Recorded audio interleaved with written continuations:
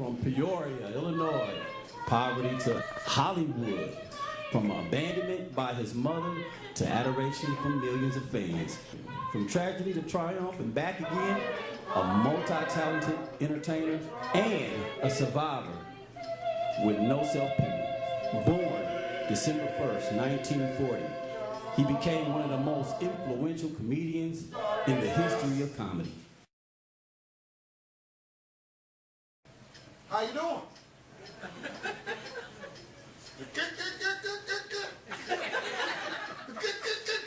How we doing? All right. My name's Mudbone. See, people talk about hard times, but they don't know hard times. Hard times was way back. They didn't even have a year for it. They just called it hard times. And it was dark all the time. Right. I think the sun came out on Wednesday. And if you wasn't up early, you missed it. So I happened to be out there one Wednesday, and the sun hit me right in the face. So I grabbed a bunch of it, rubbed it all over myself. See, the white folks, they ain't want to have none of it, because they cheer you up inside. So about the next week, around Tuesday, I said, dang, that sun was beautiful. Then I went out on a date. Lucinda Bell May. Went up on the hill, rubbed a little sun on her. Well, that's a whole other story. I said this was going to be a PG show, so I just won't tell y'all the rest of that, but you can use your imagination. We were shining in more ways than one. The man you're going to hear about today is the most fascinating person I ever become acquainted with. And I told the boy, I said, you don't get old being no fool. So no matter what happens in life, always remember to keep some sunshine on your face.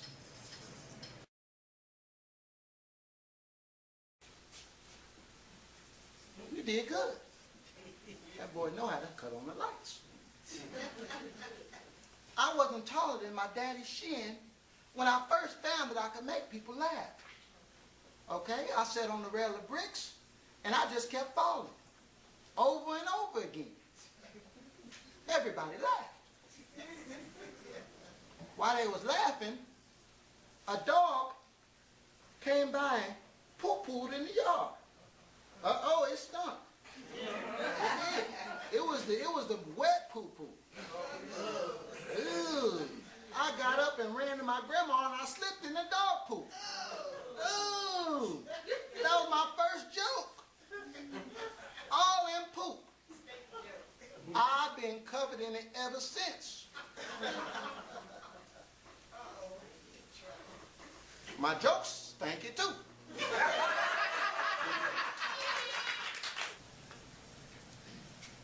You know, growing up is a minefield. You gotta be careful who you hang around. But that's not always easy to remember. One day, I was playing outside on the corner, and then I went into the alley. And this older guy named Hoss followed me. Right away, I knew he was trouble. I should have run, but I didn't. He threw me up against the wall.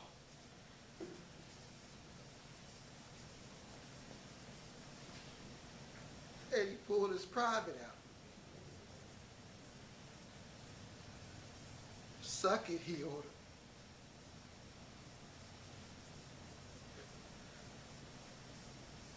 I did as he told. He left me chilly, trembling.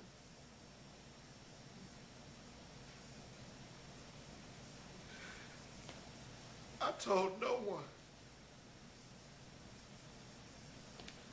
ever.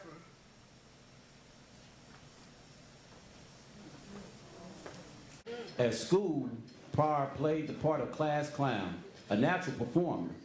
PRYOR was cast in a production of Rumpelstiltskin, a high school dropout at 14, Richard was drafted into the military, but he attacked another GI and wound up discharged after 13 months. An idea came to him. He could always make people laugh. So hey, why not get paid for it? In 1960, he married Patricia Price. After only being married for 1 year, Richard Pryor and Patricia Pryor divorced. I used to think my parents didn't like me. They used to send me to the store for bread, then they moved. I grew up in an average family, 11 kids. No mom and dad, just kids. My father was Negro. My mother was Puerto Rican. We lived in a Jewish tenement building in an Italian neighborhood. Whenever I go outside, they be like, "Get him! He's all of them!" You know? You gotta watch these cabs in New York. I'd be like, "Hey, I want to go to 39th Street." Like, "What's the name of your cab?" "Off duty." Guess you guys, nobody takes a cab in here. Anybody ride the subway? No subway in Missouri? No. Oh, okay. Well, you gotta watch out for pickpockets. Oh, yeah. One time, guy had his hand in my pocket. Said, "Hey, what are you doing?" "Look for change."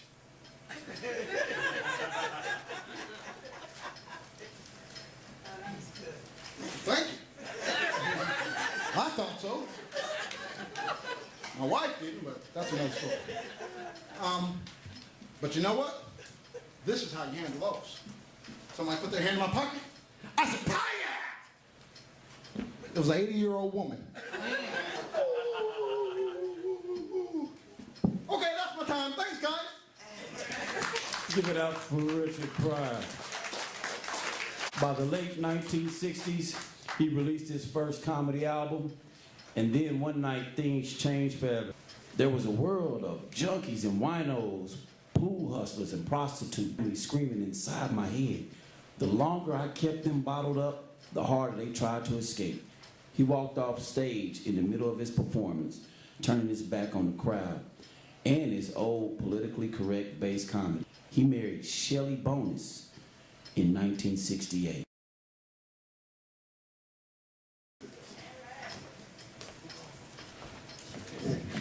Let's give it up for the brother putting something on the table. All right. Yeah, that's good. Yeah. Hey, there you go. We still on the Ed Sullivan show, that's all right. It's been about 10 years, but I'm still hanging in there. There you go. There you go. You know, I used to panic, used to have anxiety problems. Then I started smoking marijuana. Anybody know anything about that? No. No. Shh. It eased my pain and insecurity. Turned me into a whole new man. So I decided to get a little deeper in my material. During one performance, I repeated the most offensive word ever used in the context of black people. She choking. Somebody give her some water. Well, drink it, nigga. Nigga. And I just kept saying it over and over again. Nigga. 3, 5, 4 figure. Hello, I'm a nigga. Well, maybe you didn't know. They didn't tell me till I was 8. You know, what's this? Police kill more niggas than the KKK. Like, how do you accidentally shoot a nigga 6 times in the chest? Like, oh, my gun just fell and it went crazy. That's okay. You don't have to hold that heavy laugh in. That's how you fart. You gotta just let it out sometimes. But then I started doing cocaine. Hey, chill out. I just started snorting little tiny pinches. Hey, I said, I know I ain't gonna get hooked.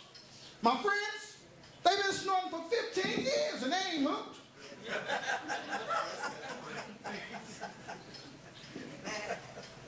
White dude gave me some stuff one time and told me I was gonna be tripping. I said, I ain't going nowhere. without my luggage, Jack.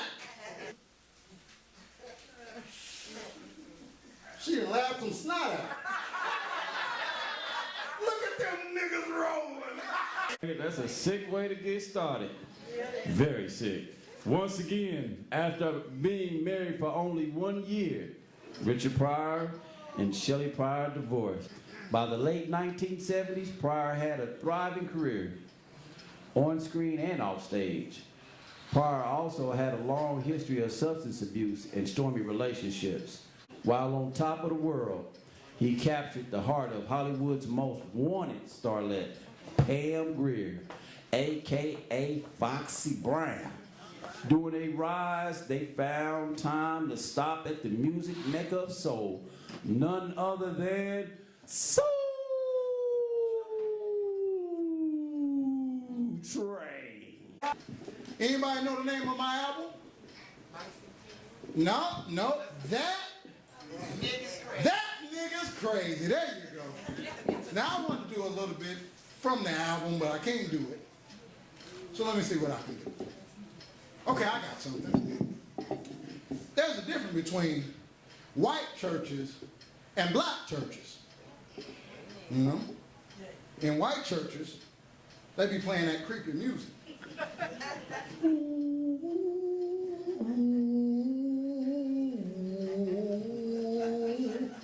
You don't know if Dracula's about to jump out on you or not.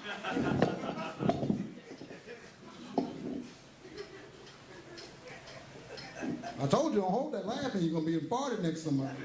They're really going to be laughing at you. I'm just telling you the truth. It happened to me before. It happened to me the last scene. That's why she had that funny face. Them niggas was rolling. Them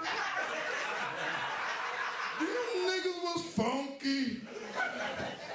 See, black preachers think they know God personally. That is true. Hey, I got to come down to you. You know, I first met God in 1929. I was standing on the corner eating a tuna fish sandwich. In 1929, you ate anything you could get. So I'm standing there eating my tuna fish sandwich. Then I heard a voice up on high. What did he say? It got magnificent, then it got holy, said it got holy, said it got holy,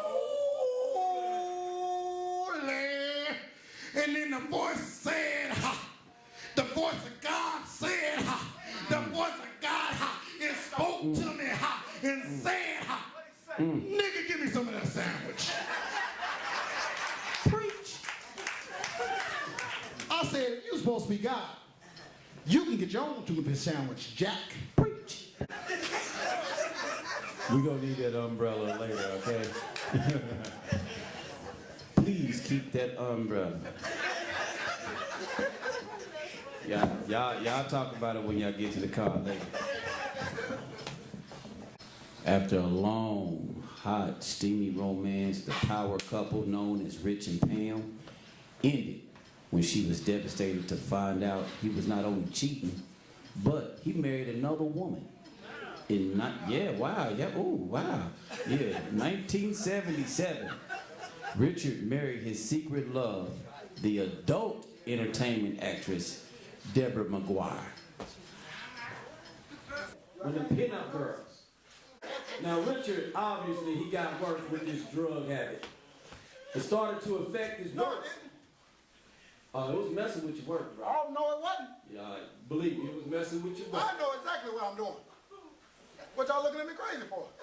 His drugs had spiraled out of control with Rich. After several days of freebasing cocaine, he lit himself on fire in a suicide attempt, and it was initially reported as an accident. But he later admitted that he had done it on purpose in a drug-induced haze. Where's my pipe? Where's the match? Where's my... I got that under control. Where's my pipe? I need to get high. I need to get high. I got the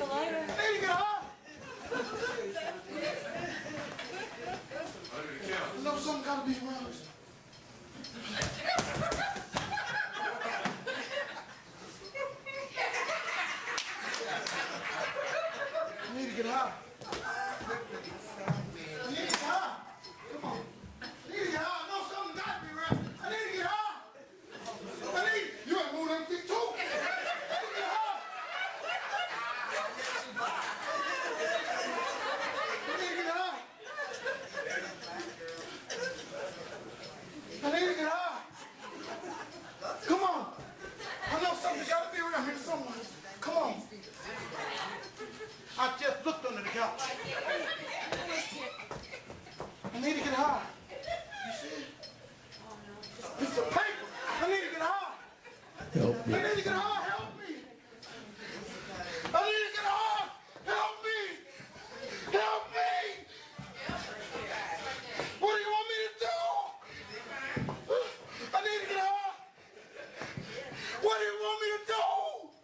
Please get Rich's pipe. I know what I'm gonna do. No. I know what I'm gonna do. I'm gonna set myself on fire. Yeah, then I'll be safe.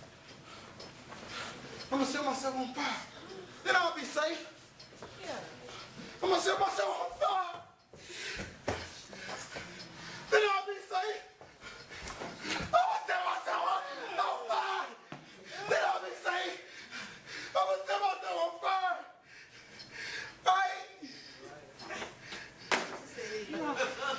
I ain't nothing.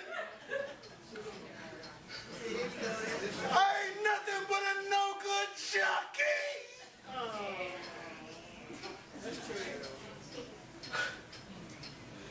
It wasn't something I didn't already know. I hadn't known for many years.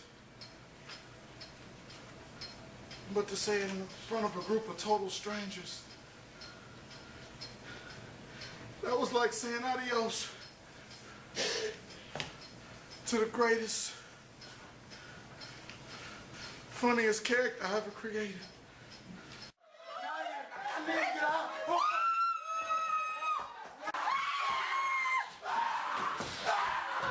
Don't worry, I'll never leave your side. Richard and Jennifer got married in 1981.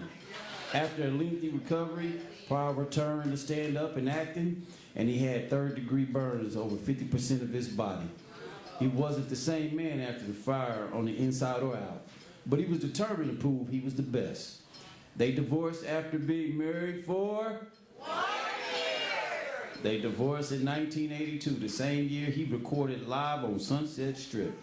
At the peak of his career, Richard saw his life spiraling out of control. Nothing could stop him on a path to destruction. The drugs, the women, the police, the courtrooms, he needed to slow, but he didn't know how it would leave him. So, on vacation, he traveled across the ocean to the motherland of Africa. After this trip, his life would never be the same. A lot of y'all didn't know he went to the motherland at all, did you? Some of y'all did. I know some of y'all did, but yeah, he visited the motherland. He was out there for 3 weeks. He went out there for 3 weeks. It would have just took me a day. It's hot. Trust me, I've been to Africa. It's hot out there. Live on Sunset Strip, give it up for Richard PRYOR.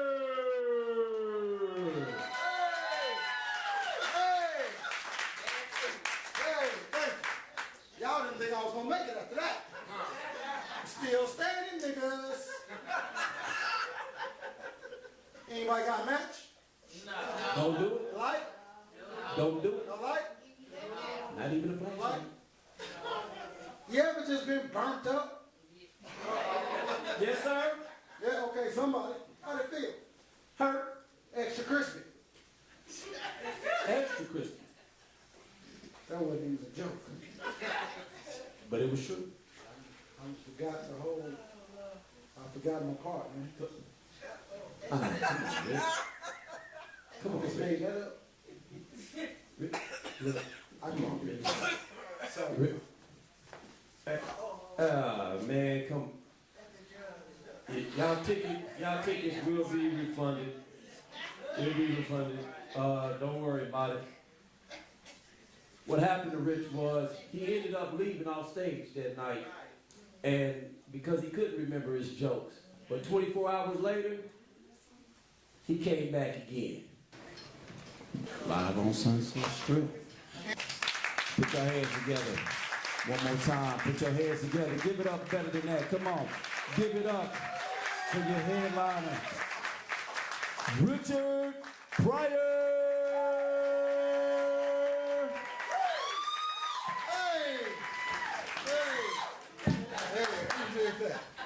Anybody got a match? Nobody got? Huh? I got one? Not for me. You got one for you? What you do with yours? I don't set myself on fire. Oh. So you wanted to go there, huh? You know, people used to light a match and say, look at that. Richard Pryor running down the street. You ever been just burnt up? Okay, y'all wanna know how I set myself on fire? Okay, I'm gonna tell you. Make sure you don't tell nobody, okay?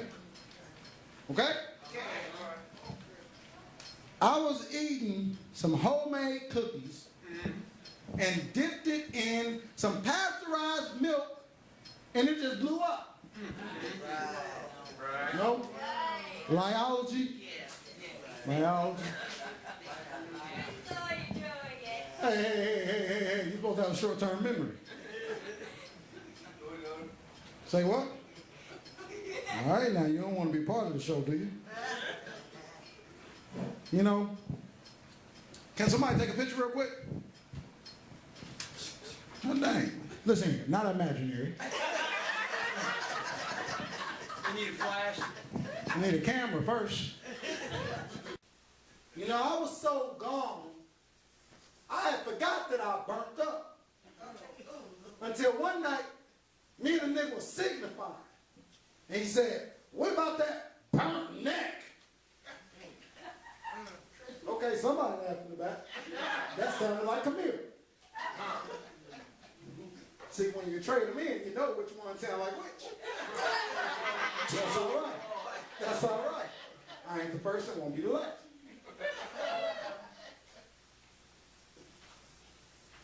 You know, it's something about when you're on fire. Everybody just get out your way. Except some old drunk like, hey, buddy, can I get a light? You know, something magic happened when I was in Africa that I'd like to share. I was sitting in the hotel lobby, and a voice said, look around, what do you see? And I looked around and I saw people of all colors. And the voice said, you see any niggas? And I said, no. What? Yeah. You know, when it started making me cry because I realized that I've been there my whole life, been using that word, and didn't know what it meant. And after being in Africa, I was there for 3 weeks and hadn't said it once. You know, that word has nothing to do with us. We're from a place where they first started people. You know, it was an archaeologist, Dr. Lakey. He was a white anthropologist. See, you got to say that so white folks will believe you. They found the first remains of a human being over 1 million years ago, and he was black. That word is filled with hate and pain, and we don't have to claim it anymore. So from this day forward, I vow to never say it again. While at the top of his game, once again, he fell back into his old ways and back in love. In 1986, Richard Pryor ended up marrying Flynn Belaine. Their love made the cover of Jet magazine. Featured guest on the Barbara Walters show. So she really did get him. Flynn got him. She ended up getting her man like she said she was. On stage and in front of the camera, Richard hid this devastating news of having multiple sclerosis to protect those he loved, to protect his invincibility. But the disease took its toll on him over time, leaving speculation that he was dying from AIDS and anything else you could think of. Unfortunately, his marriage with Flynn has lasted only 1 year.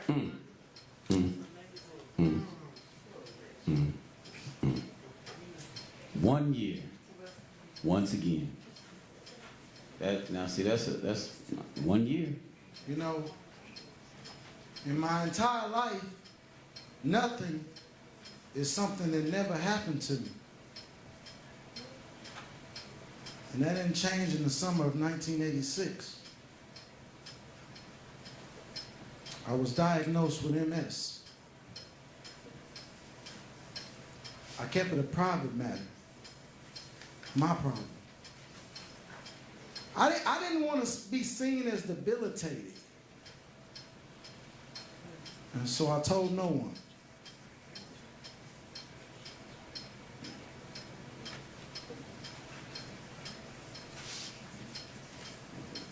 Poor Richard.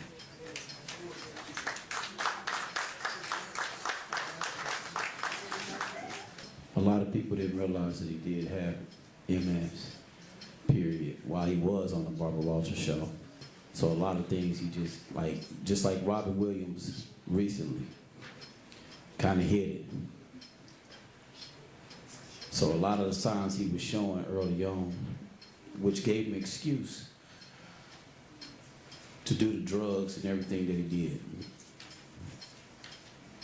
So he kept high so he can go ahead and keep the symptoms down and keep his head clear. Yeah, poor Richard, right? Poor Richard. A lot of these things is new to a lot of people coming here to the show tonight. A lot of things y'all didn't know, did you? Didn't know he cheated on Pam Grier, did you? With a porn star.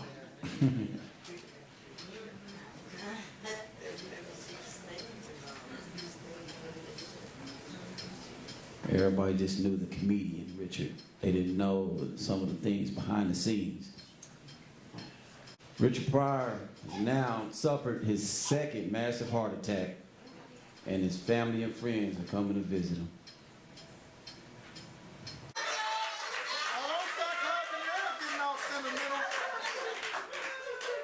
Oh, they'll never get I sick of finally that. got a raincoat.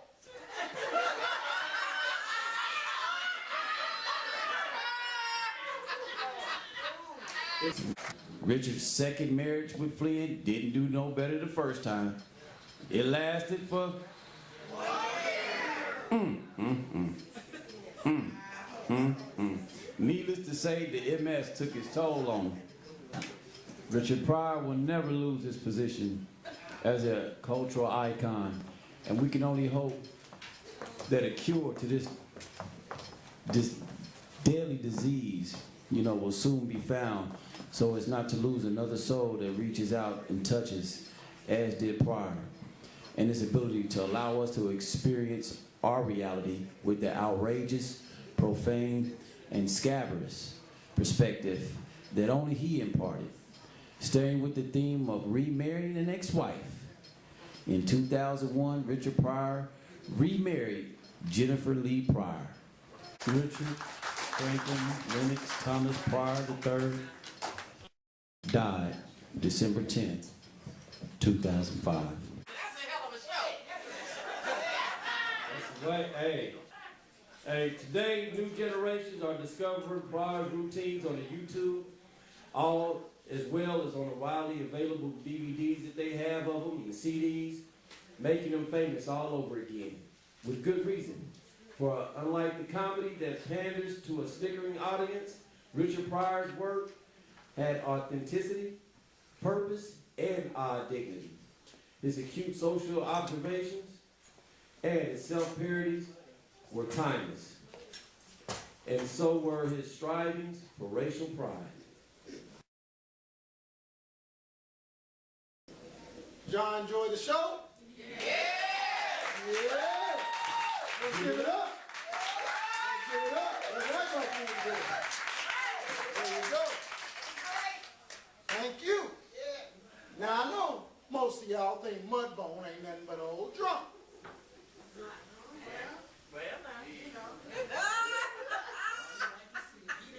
Call it like I see it.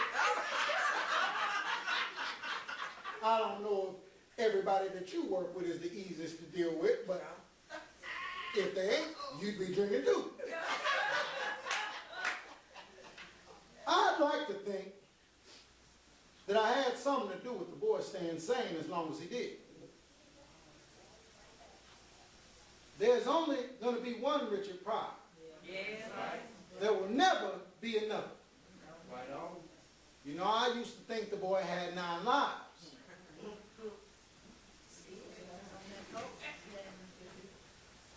But it's true that he's gone. And nothing will bring him back. But we all gotta face death one day. Not me. He been drinking too.